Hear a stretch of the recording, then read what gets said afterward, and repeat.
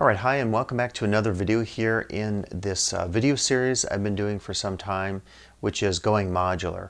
And as I've been talking about in these videos, there are a variety of topics for us to consider, and I don't really consider that these fall in any particular order. So as I'm releasing these videos, I'm being somewhat random in terms of just which topic is falling on the particular drop that I'm offering for you here on my YouTube channel. So this particular video this week is on the idea of space and your Eurorack setup.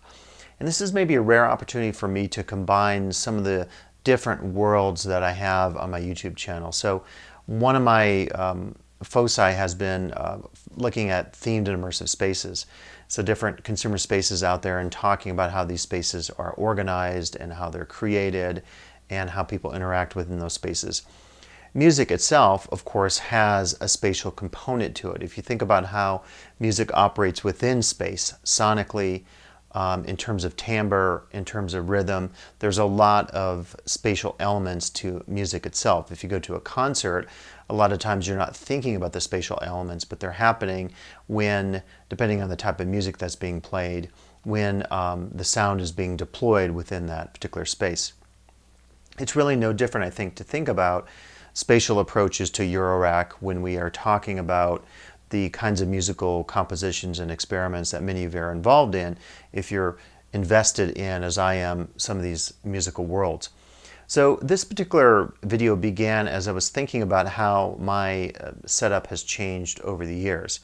So if we think about actual theories of space, such as that of the Chicago School of Sociology, back in the 1920s, they wanted to look at how cities like Chicago were organized spatially in order to understand a little bit more about the dynamics of those cities, whether it was issues of crime or issues of immigration or issues of technology, of work, economics, whatever.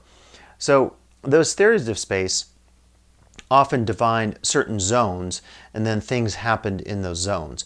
Well, if you think about a musical studio, whether you have a professional studio or a home studio as I do, often studios themselves are separated into various zones.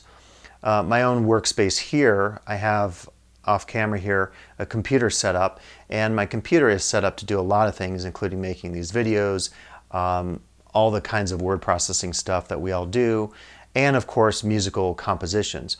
When I'm doing music, if it's something for a video, in some cases it's coming from this particular audio setup with my Eurorack and my semi-modular gear. In other cases, I have a keyboard set up, a USB plugged in, and I'm connecting with Contact with any number of my virtual VST instruments and creating something sonically there. I'm often doing something using my headphones, and there's a whole argument out there in terms of how you should do your mixes. I know there are people that actually mix in their studios using really cheap speakers, and the thought is that if it sounds good and like cheap, almost like $50 car stereo speakers, then it's probably going to sound really good when that music's being pumped out of good speakers or in earbuds or whatever. But just if you think about the ways in which we interact with sound, whether we're using an MP3 device, a musical device like our phone and earbuds, or if we're using headphones, or if we're playing instruments through speakers or our music through speakers, all of those sonic arrangements, of course, are different. So it's one challenge, I think, in terms of doing your mixes in your studio. I heard recently of someone saying that, I believe it was a hip-hop artist saying that they mix everything in mono. And again, same idea like using cheap speakers. If you can get something to sound good with no stereo separation or definition, just a monophonic sound, it's going to sound really good. Once you spread things out with stereo, you do panning and so forth. And curiously enough, I think a lot of what many of us do in Eurorack often doesn't take advantage of stereo separation. You can do this, and there's quite a few modules that just came out that take advantage of stereo. You can do quite a bit with stereo and panning, but I think very often if we're mixing something down, it might be monophonic from one of our sound sources. And then what I sometimes do in post-production is that I do a quick stereo spreader in Logic or something like that. Now, of course, many of the modules that we have in my setup, one that comes to mind is Clouds, but some of even the very cheap 2HP verbs and so forth, reverbs, they often have a stereo component to them. And anytime you have stereo separation, spatially, sonically, what's happening with your music, it starts to really expand, I think, the listener's understanding, that definition of the sound, the interaction between different frequencies, different sounds, different components in the music.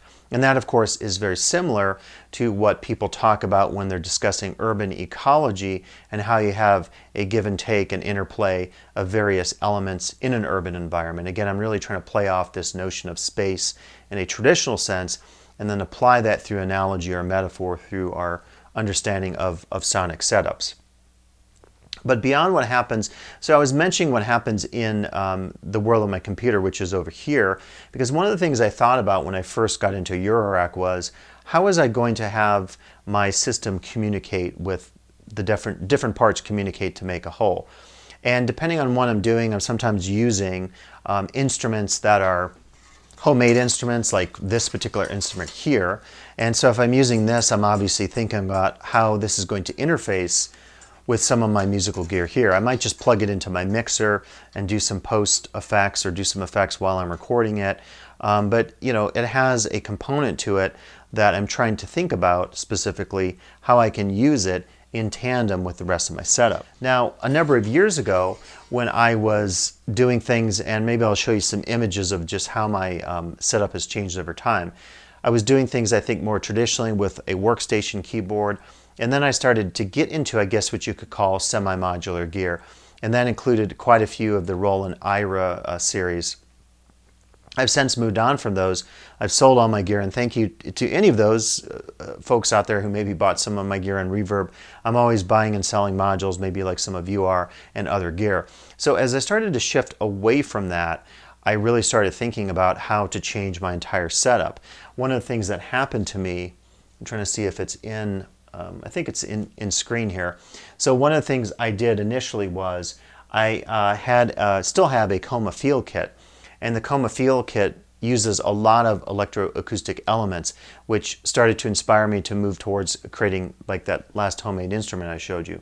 So one of my very first Eurorack modules was the Bastel solenoid, the Bastel DC motor, and the other Bastel servo motor. And I really wanted to use those, and ironically enough, I've actually not done a lot of experimentation, and so it reminds me I need to do something in the future here, a really good demo of some of those modules and do some of the solenoid and DC motor stuff, because it does have some sonic potentials just in terms of the movement of air.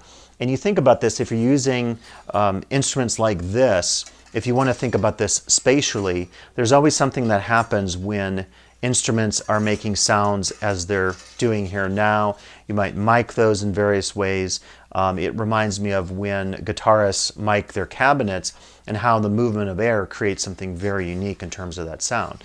So I think using electroacoustic elements in a setup has a real significant spatial side to it, because you're actually involving space, right? You're moving air, you're actually hitting things physically, you're creating almost like micro environments. And if you look at some of my old experiments, when I first got a Coma Field Kit and I started using it, I was really thinking of those as mini ecosystems, as spaces that had various robots or devices or solenoids hitting and tapping against one another. And those elements, I think, created for me an interesting opportunity to do some sonic experiments. So that was one of my first modules I got, and as I started to work with Eurorack modules, my whole thought about my setup entirely changed. I was no longer thinking primarily through a workstation. I wasn't thinking through the VST world. I wasn't thinking through some of those early semi-modular devices. Now I still have a Behringer Model D, and recently I've been looking at, there's another new semi-modular out there from a British company that I think is really interesting and curious, and it's a stereo analog synth, and I was thinking of picking one of these up if I can save up for it or sell some modules and other gear, because I think I'm lacking a little bit in terms of the stereo elements that are happening organically, authentically from the start of the mix. Again, if you do something in post-production, if I take a sound source like, and actually my Elements, which I just got recently, a clone of Mutable Elements, has stereo, so that's going to be really cool to experiment with. But if I take any of my number of other devices like Plonk as an example, which is a great IntelliGel module, and I record that, and in post-production, I do a stereo spreader or something else. I do some panning. I can even do that in Final Cut Pro, create ambience, create a sound, a surround sound. I feel almost like that is not happening authentically when I'm recording the music. Again, spatially, I think it's interesting to think about panning as a dimension of Eurorack because it's maybe not harder to do, but it's less common to do it just because we're often working with monophonic sounds. Now, that's not a bad thing. I think, you think about old monophonic records and how amazing they can still sound today. I think there's an art to that as well. It's not like stereo separation is the end all. And in fact, sometimes you listen to music and there's something going on. It might be like panning of cymbals in pure stereo, and it almost has like a kitsch quality to it, right? It starts to sound overproduced, or it sounds a little corny because it's just maybe taking advantage of our cognition, our brains as stereo creatures of audio, of sound. So it's not always the end all in terms of thinking about stereo sound. A lot of devices I have necessarily don't have stereo capability, and I'd be curious to hear what you have in terms of your own devices. So I was talking about just like my setup and shifting over time. So one of the things I've done here is I've set up a series of shelves in some of my other videos. What I'm trying to think about is how just to organize my space spatially such that I can easily get to things. I have a video coming out later on cables that has my extensive cable suggestions, including these, I think, very useful Pomona instrument cable. They're actually for like scientific instrument cables. I have a series of these, 4 of these throughout this space because I'm trying to just simply organize my cables. They might be my modular cables, my stackable modular cables, and then also various audio cables, or even some of the cables I'm using, my alligator cables that I'm using for my setup, which is my patch board that I have for my Folktech conduit and resist. So I'm finding I'm trying to always organize cables because one of the things you discover with Eurorack is that anytime you're patching something, from the beginning, you want to have all your tools available to you. You want to be able to really say, okay, I can start patching all my various cables, various sizes, get something going spontaneously and not have to think about things. And in that sense, it does start to resemble almost more like a workspace you would have, say, in a garage or a shop where you're trying to create something. Anyone who does maybe fly fishing, creating the various flies, or any other projects that involves you using tools and having, could even be jewelry making, all your tools available to you, maybe in different types of organizers, and then all the things you need to create your art. I think it's very important to have that all available. So what I've been trying to do over time is create shelves as well that allows me to have my different components available. So my Electrons, which I haven't been using lately, I'm actually getting to that point where I'm thinking about selling one of these maybe on Reverb. I don't know if this happens to you, but as you start to evolve over time, your needs change in terms of what you're working with. So that's definitely something to think about as you sell gear or buy new gear.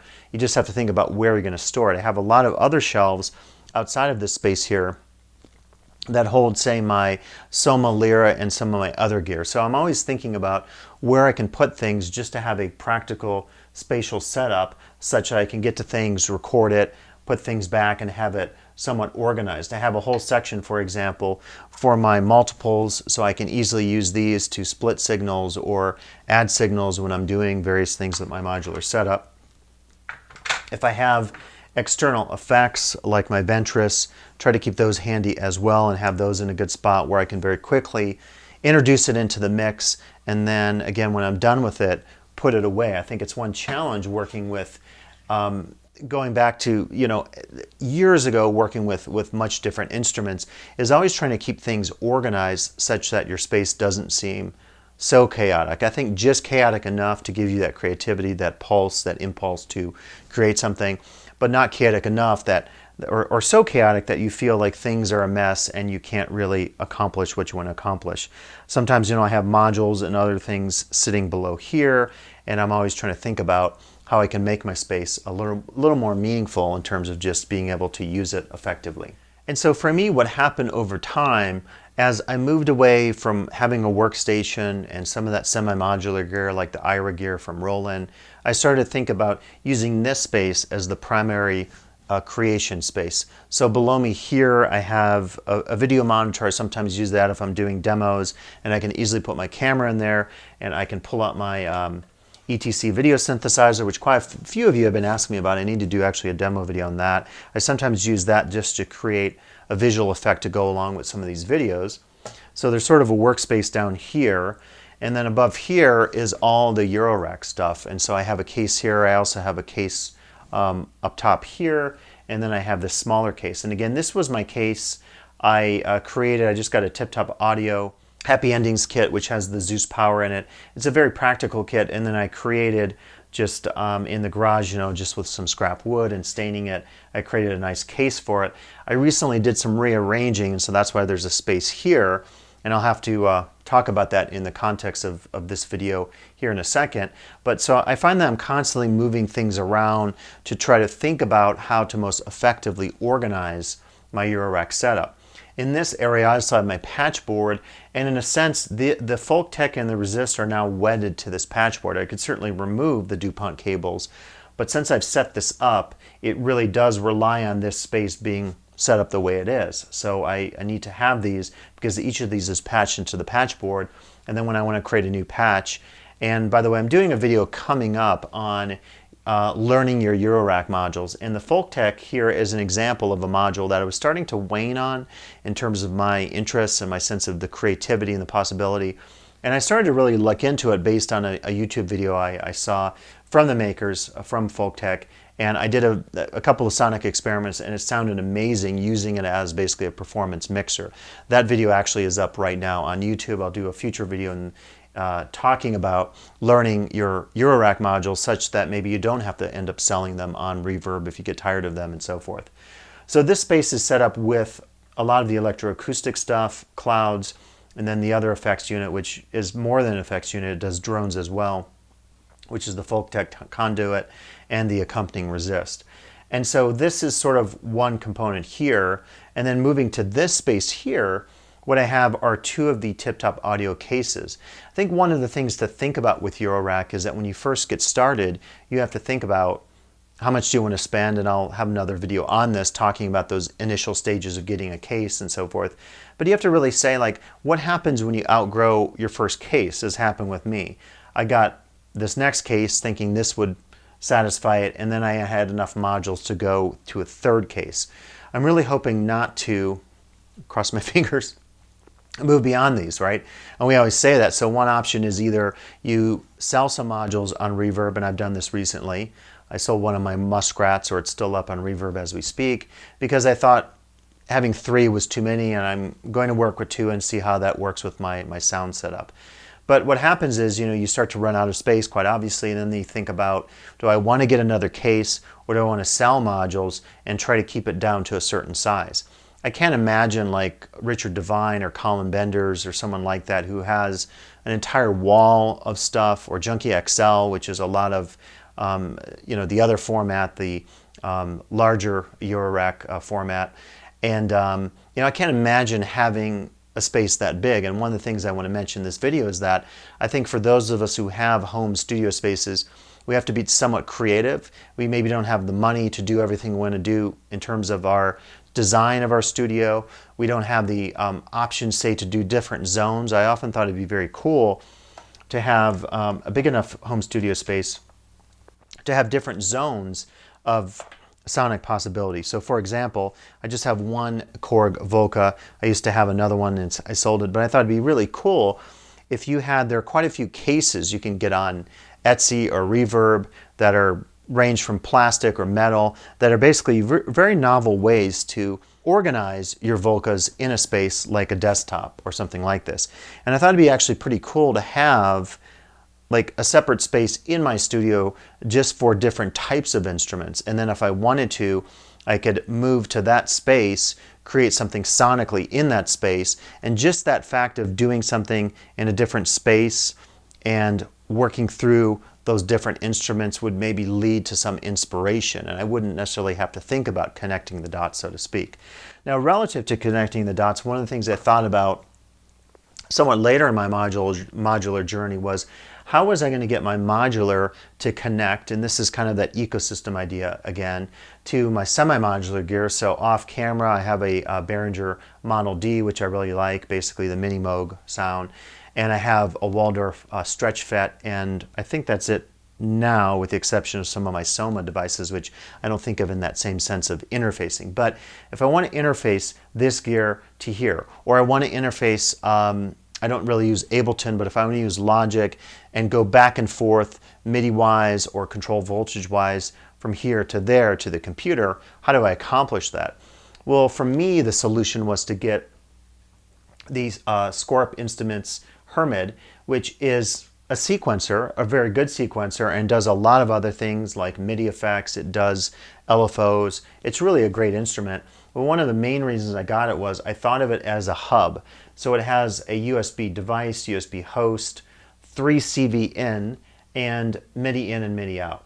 So one of the first things I thought of was I could use this as a way of connecting these different systems. I could connect my Eurorack, I could connect my semi-modular gear, I can even connect back and forth from the computer to the computer. And so that was very attractive to me. And actually, as a performance sequencer, those of you who like to do something that is more on the fly and is more like subtle variations and not planning stuff out, I wouldn't say this is a great sequencer for that purpose. You might think of some of the other new sequencers that have come out recently. Tip Top has one. There's another one by Make Noise that I think are much better at doing performance sequencing on the fly.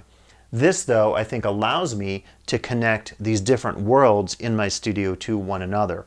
You could even connect it to your mixer if you think about doing MIDI with your mixer and so forth. So real possibilities there, I think, in terms of using something like the Hermid as a way of interfacing the various parts of your musical setup. Now again, if you don't do a lot of semi-modular, if you're not at all interested, if you're doing like something without a DAW, a digital audio workstation, and you don't want to even work with a DAW, then this may not even come into play and you may not need it. And that's what's cool about Eurorack, is that the customization allows us to think about creating a very unique space. And not to wear this metaphor out or analogy out a little bit too much today, but just bear with me.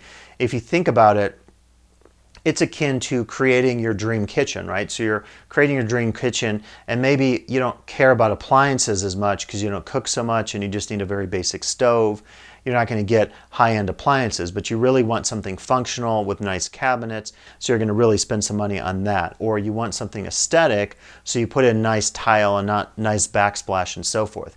I think it's the same with Eurorack, is that you really have to customize the space, the setup, relative to who you are as a musician, as a sonic explorer, as a creator of sounds, or whatever you classify yourself as. And that's, I think, very important, because there isn't one setup that's going to work for everyone. I'm actually somewhat against the pre-made systems. There are some cool ones out there. Erica's drone system, which I have only one part of, the Fusion VCO, is an absolutely brilliant system. But I think what's cool about creating your own Eurorack case on the fly from the beginning is that you really do get to think about the ecosystem, how you want it to play, how you want things to be set up, how you want to patch things, and so forth. And that actually does then lead me into a conversation we can have about actually setting up our system and some of the things we might want to think about. So I think one of the things to think about is, what exactly do you want to accomplish? And I'll do some other videos on thinking about your Eurorack system relative to buying sound sources, to thinking about all the hundreds, if not thousands, of possibilities of clock sources, of modulation points, even using something like plants with TENS cables, which I haven't explored yet, but I had an old MIDI setup that I sold on the Data Garden from Sprout that I sold on Reverb, in order to buy the Scion by Instruo, the guys out of Scotland who make incredibly beautiful and amazing modules, and this is one example of those. So this is something, as an example, that I wanted to do electroacoustic stuff, or in this case, something that's coming from the sound of plants or other vegetables or fruits or whatever. So I can simply plug this in and that becomes my source for my clock, my gate, whatever, and then using that I am able then to interface with my Eurorack modules. And so that's an example of another element I can introduce into the space that allows me to change up creatively how I'm approaching my sound and my sonic creations, compositions, and so forth. So my top case right now is very much in progress, and the bottom case here, I would say, is much more set. And what I did recently, and maybe I'll move the camera. Okay, so you can see a little better now. So what I did was recently I took this whole setup and changed it. Originally, I had all my erogenous tone devices, which are all 8 channels, down here in this corner, and then I had an output module which I ended up selling on Reverb. And so I thought it's going to be a lot easier. I just got a clone of Mutable Instruments Elements, which I think I'm actually going to insert here as a little video as part of a composition, because I think it's important maybe to have at least one sonic experiment in each of these videos that I do, because it seems like some people out there want to hear what is actually happening in terms of Eurorack. So this was an inspiration. Then as I started working with it, I had it set up here, and I actually couldn't patch things very well, and I found that when I was trying to move the very small dials, I just wasn't able to do anything effective with it. And so it became an opportunity for me to rethink this whole case setup. I said, let me rethink this. I'll pull out some modules here. I'll take out some modules from here. First thing I did was I took then all the erogenous tone devices and I put them up here, thinking, yeah, I might be tweaking, particularly my envelope generators, my 8 channels at some point. Well, once maybe I dial in my VCA and my outputs here, my levels, I'm maybe not going to touch those. Putting them at the right-hand side of the case, I can take my cables that are going from the Eurorack jack size to 1/4 inch size on my mixer, and so that it becomes very convenient. I think sometimes thinking about the spatial organization of your case in terms of what's on the left, what's on the right, what's on the top, what's on the bottom. Again, this is all relative to what you have. Everybody has a different case, presumably a different setup, and so the way you get the pieces to interact with one another is going to vary with your setup, of course. But for me, having this on the right-hand side coming out is very convenient. I can go straight to my mixer and then think about it. If it were over here, I've got this cable here, or maybe I do something like this, but still I'm getting cable clutter. And one of the things to think about in terms of cables, right, is to how to use your setup to your advantage, because it is organically like an ecosystem. When you get the interaction between your various modules going, you don't necessarily want a lot of clutter. If you have a ton of really small modules, you might have to put in some spacers. If you're trying to get to a particular tweaking something on the fly and you're hitting cables, it becomes a real challenge operating within your system, within your setup. So as I moved all my VCAs, my modules that relate to the VCAs, my envelope generator up here, I thought what else could go up here, and so I threw in my some of my favorite, my Pico triggers. I have 2 of those, and very easily I can connect the clock. So essentially I've gone from 4 outs to 8 because I have 2 of them, and I'm just connecting the clock out to the clock in and flipping a switch, and then I can easily start to trigger things. So I have 8 possible trigger outs, and if I want to split those and have more than 8, I can have as many as I want with my splitters, my multiples. And I thought that's going to make sense to have that there. Right next to it, I'll have the qubit chance, which is also giving me triggers and gates, various sources. It's a really useful module. Next to that, I have a divider, which I like for creating various rhythmic variations that I can just dial in with the dial. And then I also have the Turing machine and my Disting MK4, which is a Swiss Army knife of Eurorack setup. It does everything, so I can't call it just one thing, right? It's a clock source. It has LFOs. It has 70 different possibilities, effects, and so forth. And so that's there. And then I also put my tip-top audio fold processor here. I don't know if it's the best place for it, way on the left, but it sort of was a space I wanted to fill to not leave blanks, and I thought I'll go ahead and stick that there and see how it works.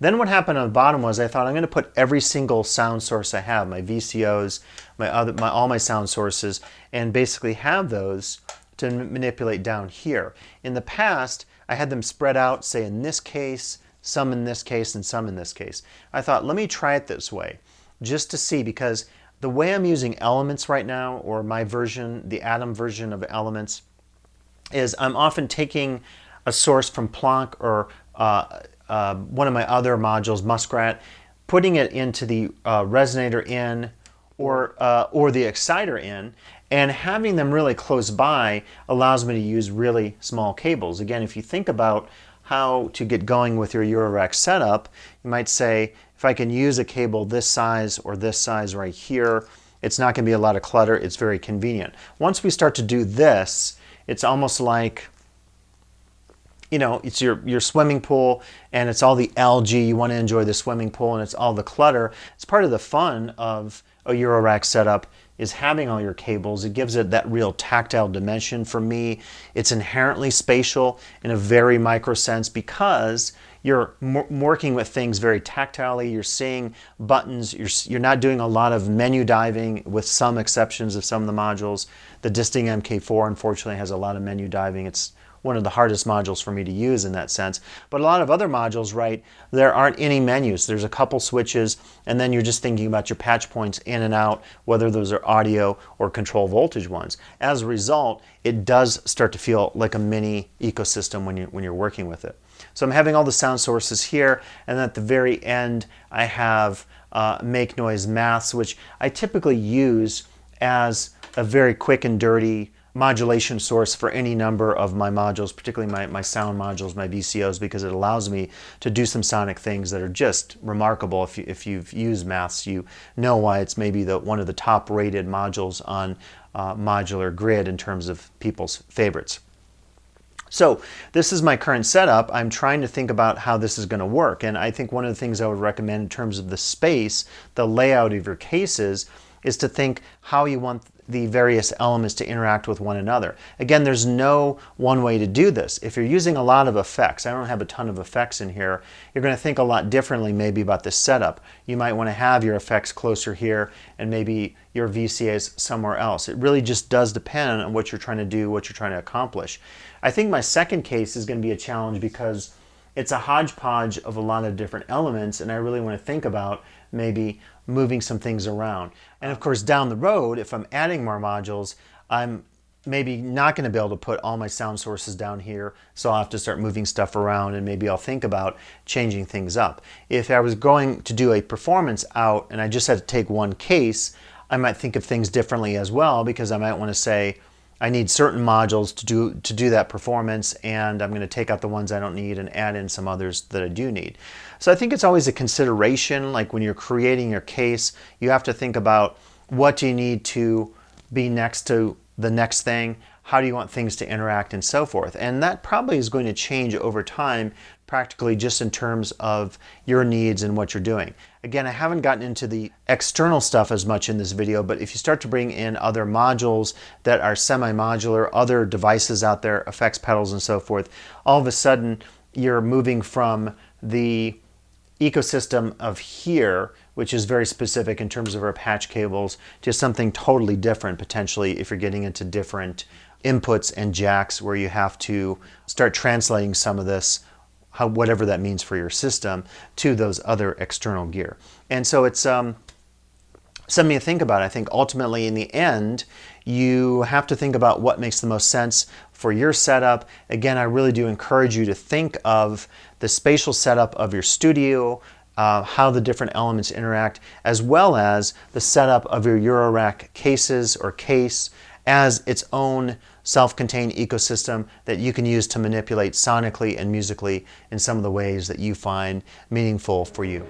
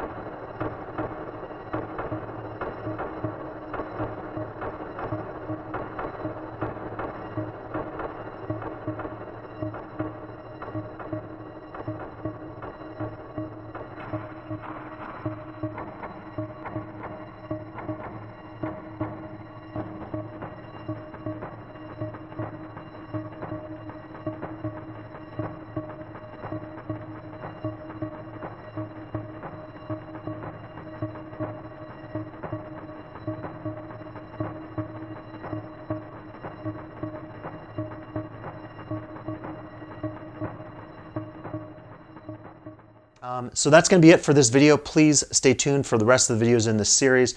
I'll try to focus on some practical issues as well as even some conceptual issues down the road. As always, give me some comments here on YouTube so we can have a conversation about what makes Eurorack so exciting for us here in this series called Going Modular.